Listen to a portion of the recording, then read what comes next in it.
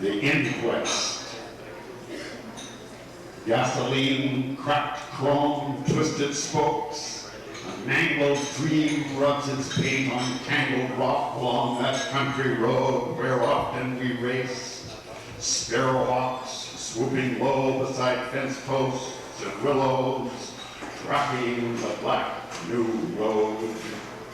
And now he's dead. Strange that he would choose to slip through fog this morning, knowing water on the road calls for blood. He went alone. He did not bang upon my door with his dark Italian helmet, nor did I hear his decorated laughter. I cannot explain. I do not think he wished to die. He was not a complicated man. Perhaps something went wrong and he could not feel the rain pooling on the pavement, rising from the spinning wheel, and now he's dead. I heard him kick the engine over, or maybe I dreamed I did.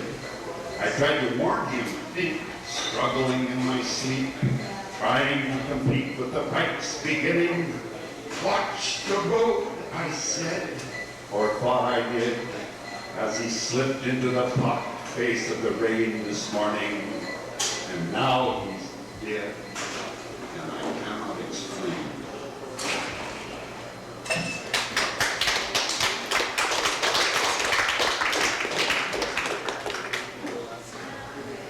Kelly Shaft ceremony.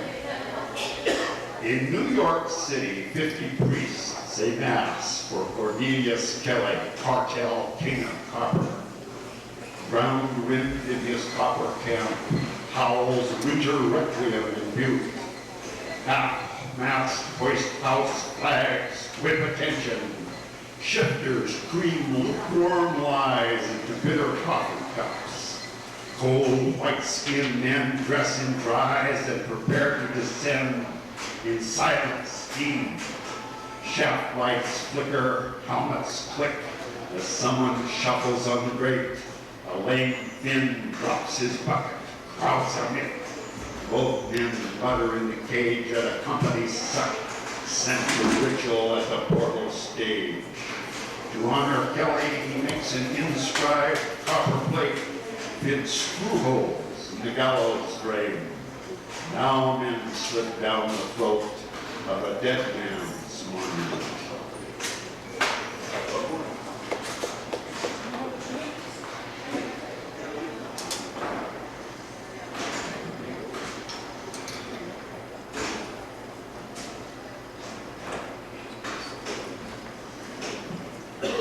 This is a poem I wrote about the death of my mother.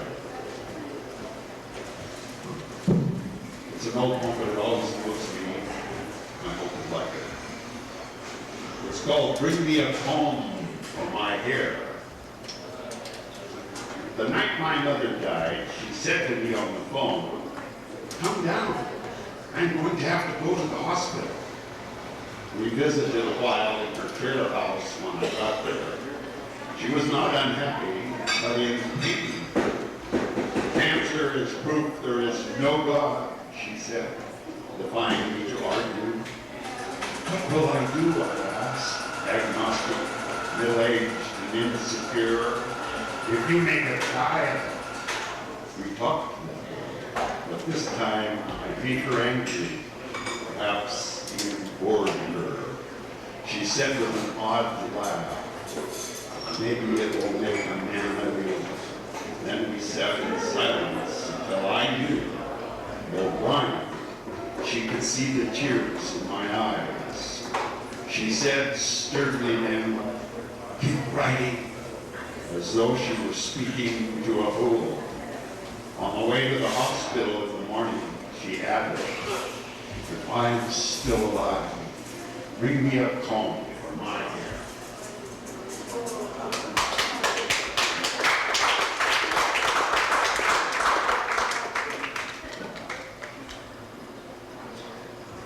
The vein of the cold pony. It is almost yesterday. Soft flakes drift lightly by the window. A past world out there No world news of Japanese economic calamity, the birth of quintuplets. I know the pony is cold, hunkered down in the snowy meadow, ale tucked under, dreaming of oats with cut apples. The girl with the red hair, pale, and sometimes comes. So why do I have the tube on? Even the small black and white is out of step with the weather. The Appaloosa dreams of a warm barn, head deep in the star crystals, the mist, billowy breath. Paranoid for months, naked and alone in my path. The answering machine tangles in its roots, dense as a clutch of English professors in an internet chat room. I know the gist of the day could be found simply by walking over there with a handful of oats, then by combing out the mane of the cold pony. I see him stagger in the lane, hugging the brown paper sack, lurching toward the goddess at the end of his vision. I am not morally opposed, nor do I think he's talent wasted.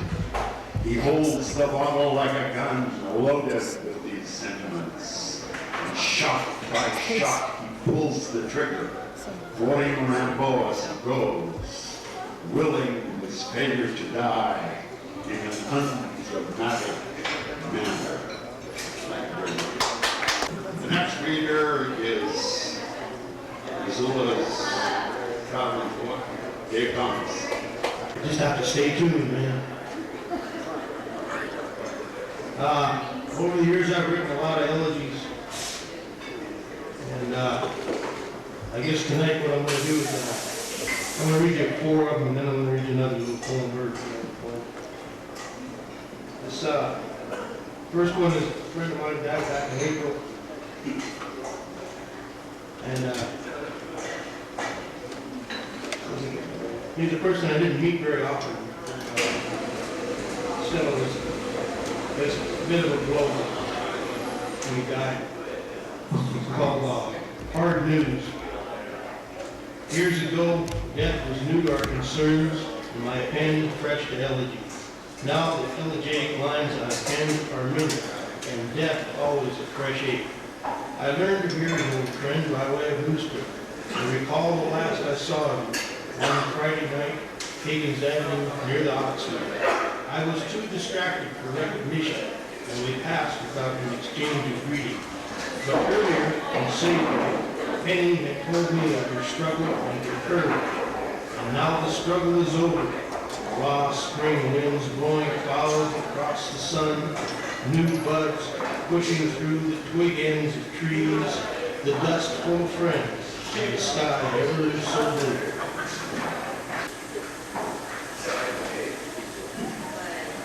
The summer woman died, perhaps maybe you knew, I'm not sure. Her name was Judy Chapman. She's probably gone on to be the patron saint of all Montana Democrats. But, she was a good friend of mine. I wrote this poem for her called Crossing Over. The singers cry out their song, and the drummers find the beat.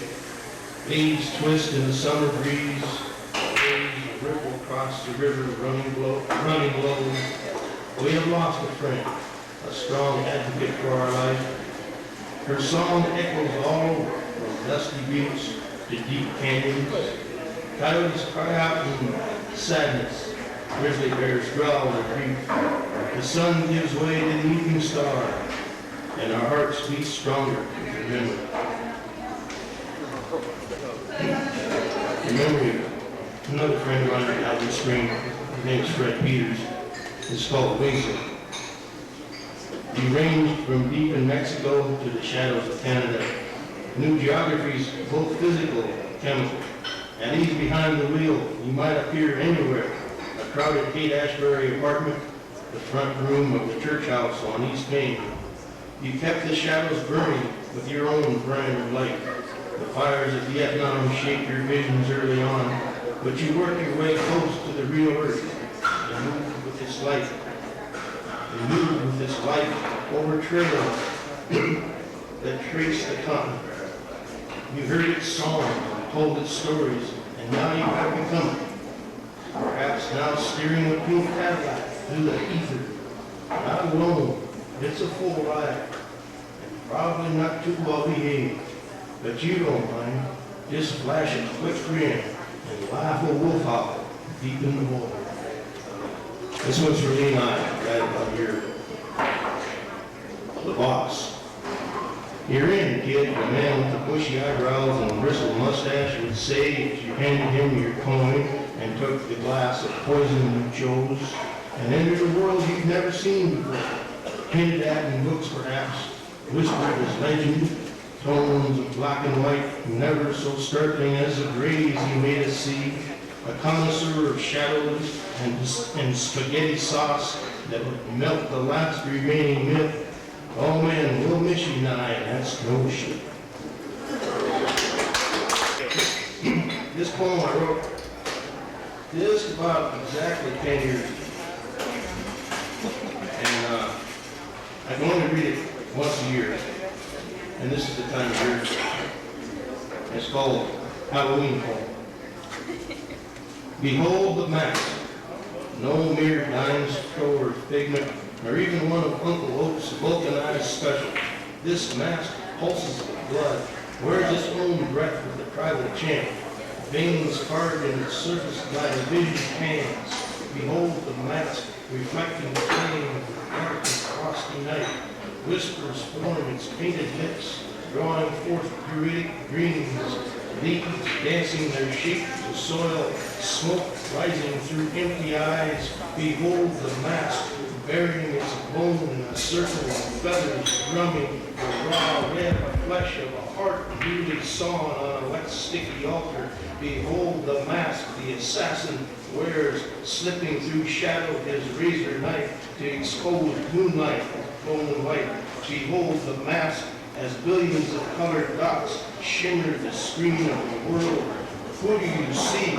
Your leader, your mother, father, a friend? Coyote, a trickster, a court jester, a soap-selling fool. Behold the mask on children at your door, the teeny pretense of trick or treat, as blizzards build behind a mountain's shoulders. Behold the mask weeping its own tears, set its diamonds in finest mahogany. Coming home now, angelic choirs sing high sweet praise, the fresh dawn of new shadows on the changing face of earth. Behold the mask.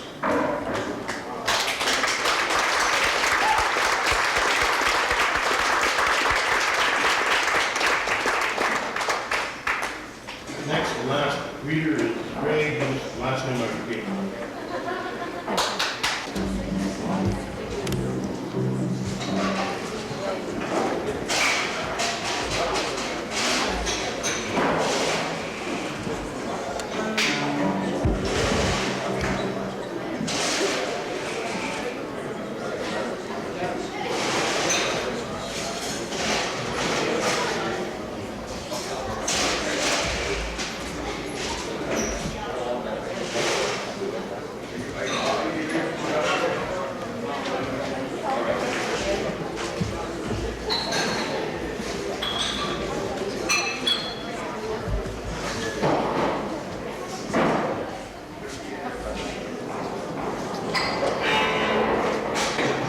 In the Soto Zen order with the Reverend Koshi Yoshida, who is now in Nara, Japan.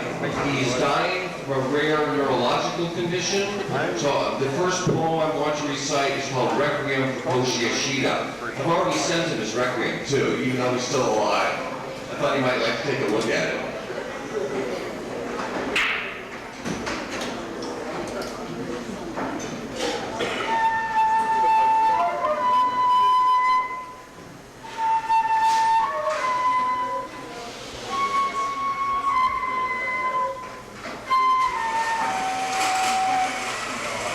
Requiem for Koshi Yoshida. What can be said of this great man Koshi? Ash falls from the incense stick. Mountains rise from the Great Plains. Grizzly bears roam.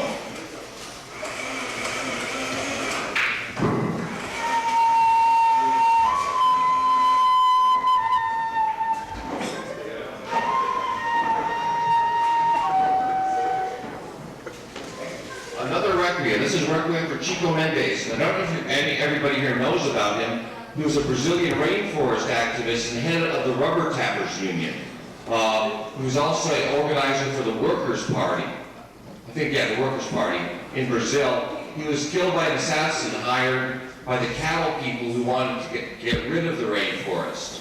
So this one is called Requiem for Chico Mendes.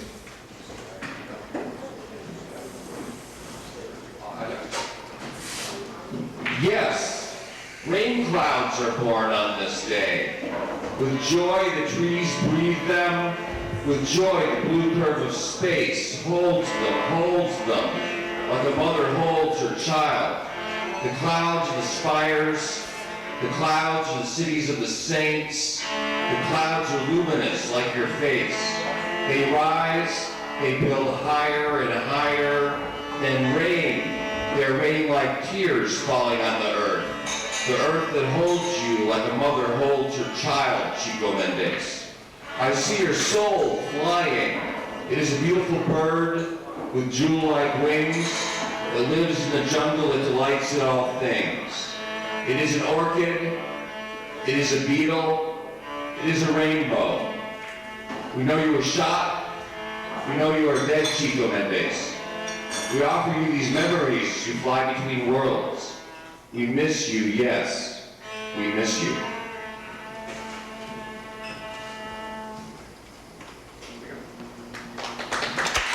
But the inspiration of this was a trip down the middle fork of the Salmon River, and basically it's a poem about shamanism.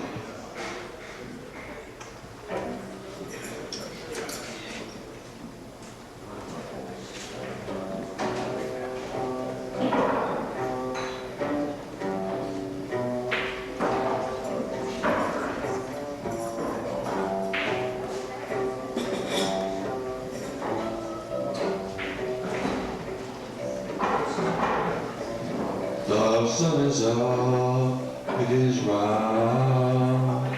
The sun is up, it is warm. In the canyon, snowy peaks bring water in the canyon. Gentle breeze gives air and desert flowers are blooming, blooming. Here they are, take some. Here they are, take some. Colored stars bursting in this canyon universe, in this canyon universe, on the ridge, slow wind, shakes the grasses, like a rattle, on the ridge, slow wind, shakes the grasses, like a rattle.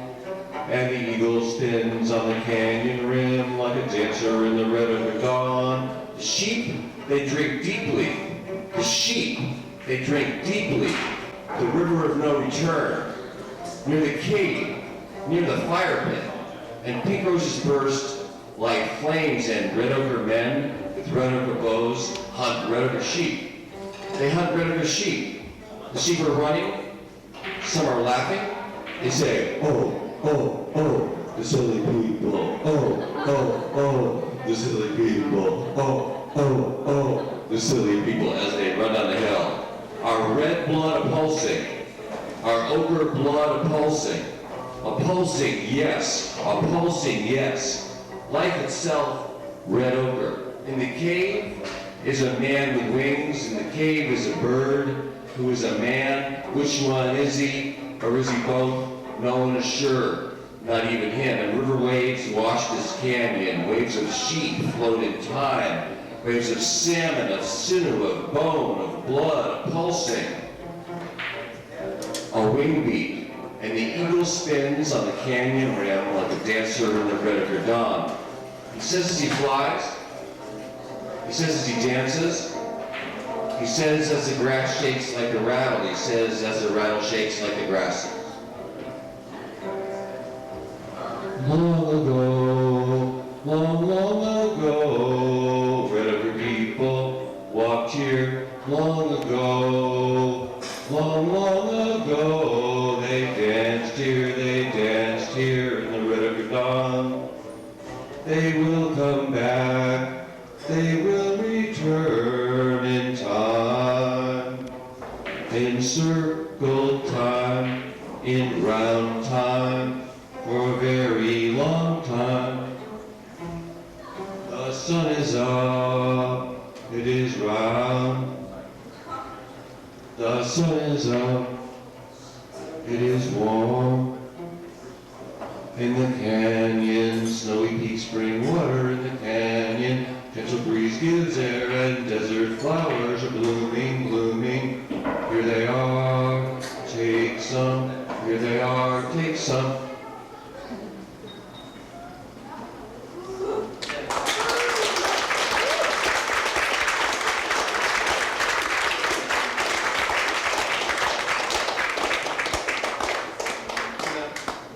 This fourth one is about some visions that I've had.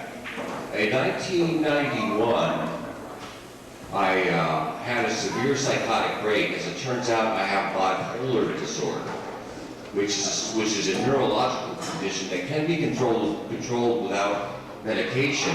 But if I don't take my medication, I'll be on quite a different plane of reality. And this one, as Daryl knows, and anyway, I got locked up in the Valley County Jail, and I was put in an underground cell for a month with no treatment. Actually, mental health professionals were turned away, and I had literally thousands of visions. And most of these visions were visions of hell. However, some of them were absolutely gorgeous.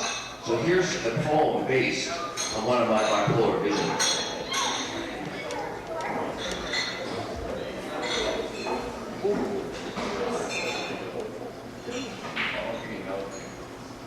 It's called Eyes.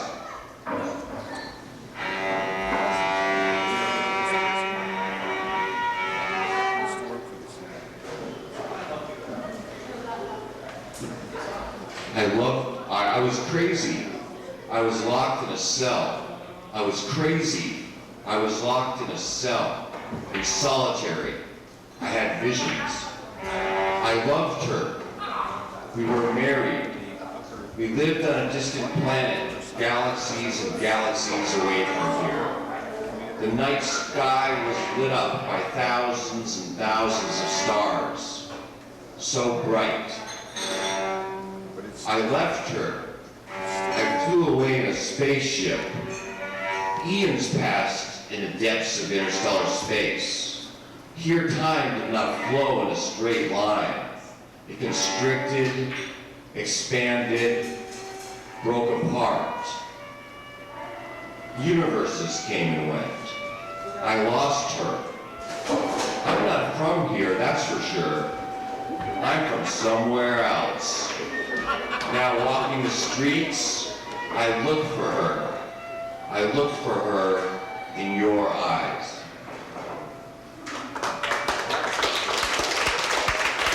That's it. A performance by Israel Mania, and I'm hoping that you can all stay for that. So we'll see you guys back here at 9 o'clock. Thank you very much.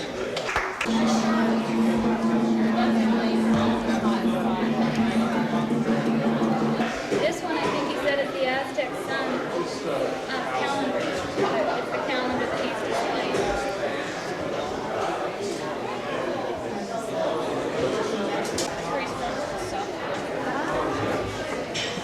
We're ready for our next presentation this evening. Along with all the many other Festival of the Dead festivities, obviously many of you here were for the Eve of the Dead poetry. Now I want to introduce Israel Menia, and who is going to do, I'm sorry, it's Mena, not Menia. Israel Mena, who is going to do a traditional Aztec presentation. And at this point, I'm just going to leave it up to Israel to let you know what's going on.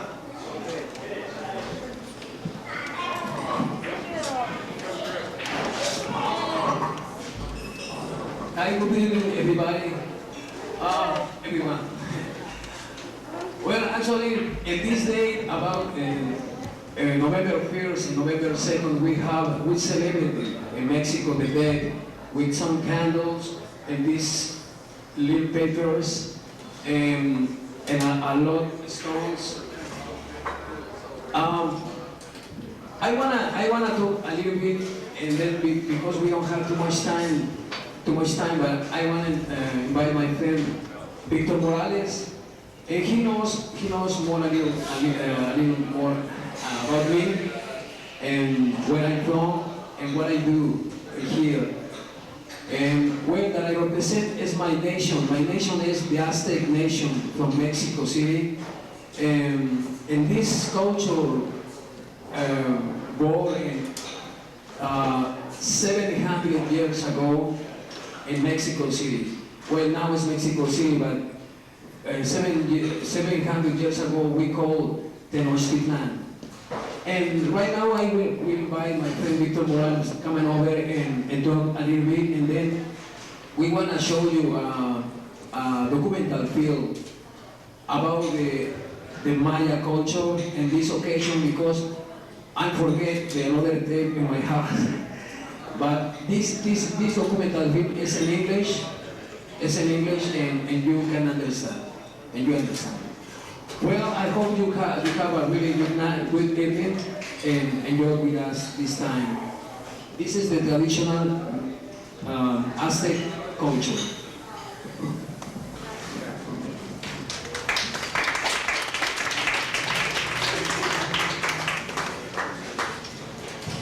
Did he say while he was getting dressed we were going to watch that? Because I want everybody to know he's going to do the dance. So we're going to watch the tape first? How long? It's just a little bit while he gets My name is Victor Morales. I feel really honored that Israel asked me to speak. Actually, Israel has lived this culture a lot more than I have. I was lucky enough to have grown up in East LA, where we had a lot of cultural centers, and we would invite people like Israel up from Mexico, who are closer to the living traditions of the Mexica people. We are also called the Aztec people. We were called the Aztecas when we returned to Mexico. We were a nomadic tribe. We traveled here in the north, in Aztlan. And Aztlan is any place to the north of Mexico City. When we were traveling, when we were nomadic, we learned from many different tribes, and we shared with a lot of different people our own culture. When we came back to Mexico, we were called the Chichimecas, or the dog people. But to denote that we were to let people know that we were, our ancestors at the time were back and ready to reclaim our rights to that valley of Mexico and to start the renaissance of the Mexica or Aztec culture. We let them know we've been traveling in Aztlan, and at that point we were called the Azteca Mexica. Israel, having been born there in Mexico, his people would be known as Azteca Mexica. I, having been born in the north, would be known as a member of the Aztlan Mexica. And this day, by the way, it's one of 2 days. Today, we really traditionally honor the children that have passed on in our family. So we would put out plates of food. And this would be pretty solemn, by the way. This version of the Day of the Dead is kind of a lot more open than I'm used to. But it's nice to see that these things are happening. So we're opening up borders and minds, including my own, about being open to other people and other cultures and sharing with each other. There are also other days of the dead in May. We honor the fallen warriors, people that have sacrificed their lives to better our people, to defend their nation. The main warriors behind, or at the front of the avant-garde or the vanguard of our people are the, now correct me, the Masewat, Masewat, that was really our word for warrior. We don't have a word for warrior.